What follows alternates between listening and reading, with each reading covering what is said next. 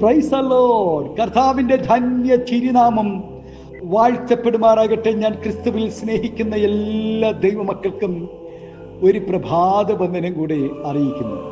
ഈ 3-ാം മാസത്തിന്റെ 30-ാമത്തെ പ്രഭാതത്തിൽ, ഈ വിശുദ്ധ പ്രഭാതത്തിൽ സർവശക്തനായ ദൈവം വിശുദ്ധിയിലും വേർപാടിലും ആരാധിക്കുവാൻ നമ്മെ ആയുസ്സോടെ ആരോഗ്യത്തോടെ നിർത്തിയതിനെ ഓർത്ത്, നമ്മെ കരുതിയതിനെ ഓർത്ത് നന്ദി നിറഞ്ഞ ഹൃദയത്തോടെ സ്തുതിക്കുന്നു, സ്തോത്രം ചെയ്യുന്നു.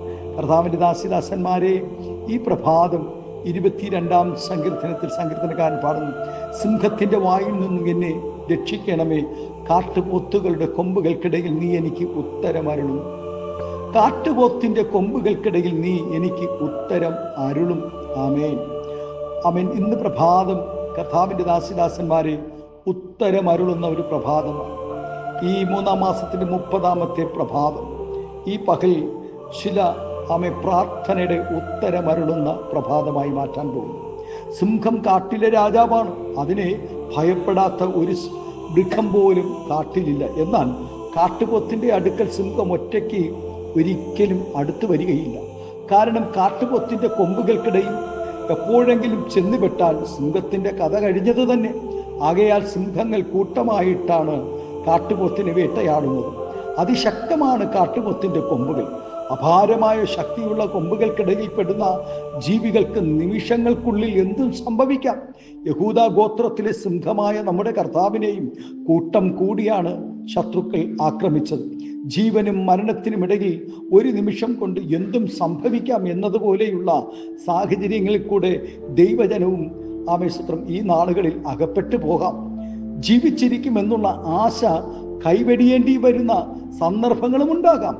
കപ്പൽ തകർന്നു, ഇനി ഒരു തീരമണയില്ല എന്ന് കരുതിയ സമയം, ആശയറ്റുപോയ നേരത്തും മിലിത്യ ഒരുക്കി വിടിവിച്ചതുപോലെ എല്ലാ പ്രശ്നങ്ങളും അതിൻ്റെ അത്യുച്ച കോടിയിൽ എത്തി നിൽക്കുമ്പോഴും ഇനി എന്തു ചെയ്യണമെന്നറിയാതെ പകച്ചു നിൽക്കുമ്പോൾ തീർന്നു പോകുന്ന സാഹചര്യത്തിൽ കാട്ടുപോത്തിന് സൃഷ്ടിച്ച ദൈവം അതിൻ്റെ നടുവിലും തൻ്റെ ജനത്തിൻ്റെ പ്രാർത്ഥന കേൾക്കുകയും അവരെ വിടുവിക്കുകയും ചെയ്യും. ആമേൻ. തൻ്റെ മുമ്പിൽ വരുന്നത് ഏതൊരു ദയയുമില്ലാതെ കൊല്ലുകയും തിന്നുകയും ചെയ്യുന്ന സ്വഭാവമാണ് കാട്ടുപോത്തിനും സിംഹത്തിനുമുള്ളത്. അപ്രകാരമാണ് ദുഷ്ടന്മാർ നമ്മുടെ കർത്താവിനെയും ചെയ്തത്. മനുഷ്യവർഗത്തെ രക്ഷിപ്പാൻ വന്നവനാകയാൽ യേശുക്രിസ്തുവിൻ്റെ മരണം അനിവാര്യമായിരുന്നു. പക്ഷേ നമുക്ക് കർത്താവിനെ പോലെ മരിക്കുവാൻ കഴിയുകയില്ലല്ലോ. നാം ഓരോരുത്തരും പാപം നിമിത്തം മരിക്കേണ്ടവരാണ്. പ്രിയ ദൈവ പൈതലേ, ഈ ലോകത്തിൽ ദൈവം വെച്ചിരിക്കുന്ന ആയുസ് കർത്താവിന് വേണ്ടി പ്രയോജനപ്പെടണമെന്നാണ് ദൈവവും ആഗ്രഹിക്കുന്നത്. സമയത്തിന് മുമ്പേ നമ്മെ തകർക്കുവാൻ സിംഹത്തെ പോലെ നമുക്കും എതിരായി ശത്രുക്കൾ ചീറി അടുത്തെന്ന് വരാം. അങ്ങനെയുള്ള സന്ദർഭങ്ങളിൽ നമ്മെ വിടുവിക്കുന്ന ഒരു ദൈവത്തെക്കുറിച്ചാണ് ഇന്ന് പ്രഭാതം നാം ചിന്തിക്കുന്നത്. ആസിയിൽ വെച്ച് ജീവനും മരണത്തിനുമിടയിൽ തങ്ങൾക്ക് അകപ്പെട്ട കഷ്ടത്തെക്കുറിച്ച് പൗലോസ് ഒരിക്കൽ പറയുവാനിടയായി.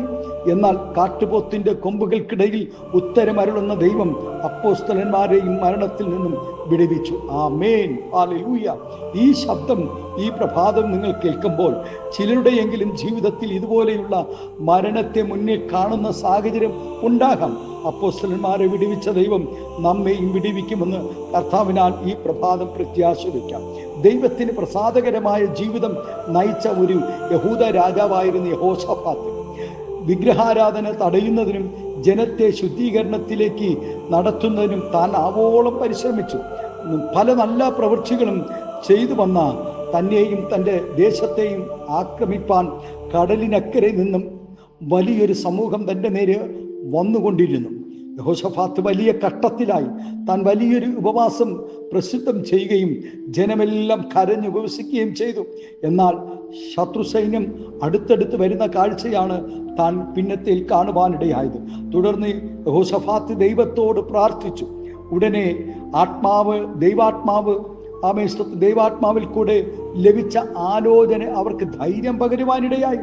ഒടുവിൽ താൻ കാണുന്നത് ദൈവം വേറെ പതിയിരിപ്പുകാരെ അവരുടെ നേരെ വരിച്ചുകയും അവർ തമ്മിൽ വെട്ടി എല്ലാവരും ചാവുകയും ചെയ്യുന്ന കാഴ്ചയാണ് പിന്നത്തെ കാണുവാനിടയായി. യോശഫാത്തിനും കൂട്ടർക്കും വാളെടുക്കുകയോ ഒരാളെ പോലും കൊല്ലുകയോ ചെയ്യേണ്ടതായി വന്നില്ല. പകരം തുടർച്ചയായി 3 ദിവസം ചുമക്കുന്നതിൽ അധികം കൊള്ള മുതൽ ചുമക്കുകയാണ് ചെയ്തത്. അതേ ദൈവവേദലെ, കാട്ടുപോത്തിന്റെ കൊമ്പുകൾക്കിടയിൽ ഉത്തരമരുളുന്ന ദൈവം ഇന്നും ജീവിക്കുന്നു. ഈ പ്രഭാതം അവൻ നിനക്ക് വേണ്ടി ചില അത്ഭുതങ്ങളെ ചെയ്യുവാൻ അവൻ ശക്തനാണ്. കണ്ണുകളടയ്ക്കാം, നമുക്ക് പ്രാർത്ഥിക്കാം. കാട്ടുപോത്തിന്റെ കൊമ്പുകൾക്കിടയിൽ കൂടെ ഉത്തരമരുളുന്ന ഒരു ദൈവത്തിന്റെ പ്രവൃത്തി നിന്റെ ജീവിതത്തിലും വെളിപ്പെടാൻ പോകുന്നു. ഉത്തരം ലഭിക്കുകയില്ല, ഉത്തരം കിട്ടുകയില്ല, എല്ലാം തീർന്നു, എല്ലാം അവസാനിച്ചു എന്ന് നീ ചിന്തിച്ചിരിക്കുന്ന ഏത് വിഷയമാകട്ടെ, ഇന്ന് പകൽക്കാലം ഉത്തരമായി. ഹല്ലേലൂയ. നമ്മുടെ കണ്ണുകളെ അടയ്ക്കാം.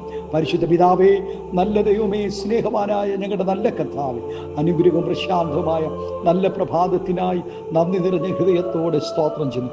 പലവിധമായ ഉത്തരങ്ങൾക്കായി, ഒരു ദൈവസന്നിധിയിൽ നിന്നും ഒരു മറുപടിക്കായി കാത്തിരിക്കുന്ന ദൈവക്കുഞ്ഞുങ്ങളുടെ വിഷയത്തിന് സ്വർഗം കർത്താവെ, കാട്ടുപോത്തുകളുടെ കൊമ്പുകൾക്കിടയിൽ കൂടെ ഉത്തരമരുളിയ ആ ദൈവപ്രവൃത്തി, അതേ ദൈവപ്രവൃത്തി ഈ നാളുകളിൽ സ്തോത്രം തൻ്റെ ദാസിദാസന്മാർക്കായി സ്വർഗം അയക്കേണ്ടതിനായി പ്രാർത്ഥിക്കുന്നു. പിതാവിൻ്റെയും പുത്രൻ്റെയും പരിശുദ്ധാത്മാവിൻ്റെ നാമത്തിൽ നിങ്ങളുടെ ദാസിദാസന്മാരെ എല്ലാവരെയും അനുഗ്രഹിച്ച് പ്രാർത്ഥിക്കുന്നു. ആത്മീയ ഭൗതിക നന്മ നൽകി മാനിക്കണം, ആദരിക്കണം, അനുഗ്രഹിക്കണം. എല്ലാവിധ നന്മകളാൽ നിറയ്ക്കണം. മകച്ചമങ്ങെടുക്കണം. യേശുവിൻ്റെ നാമത്തിൽ കൃപയോടെ പ്രാർത്ഥന കേൾക്കണം സ്വർഗീയ നല്ല പിതാവേ. ആമേൻ, ആമേൻ.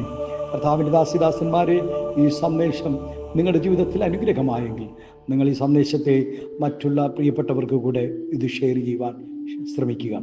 Thank you. God bless you.